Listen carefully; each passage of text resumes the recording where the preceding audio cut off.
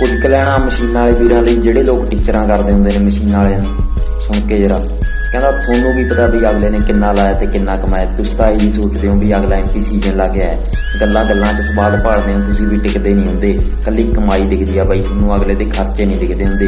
ਪੁੱਛ ਕੇ ਦੇਖਿਓ ਕੀ ਹਾਲ ਹੁੰਦਾ ਜਦ ਮੁੜਕੀ ਹੋ ਕੇ ਬੰਦਾ ਮਸ਼ੀਨ ਚਲਾਉਂਦਾ ਹੈ। ਘਰ ਬਾਰ ਐਸ਼ਾਰਾਮ ਸਭ ਛੱਡਣਾ ਪੈਂਦਾ ਬਾਈ, ਫੇਰ ਕਿਤੇ ਜਾ ਕੇ ਅਗਲਾ 4 ਪੈਸੇ ਬਚਾਉਂਦਾ ਹੈ।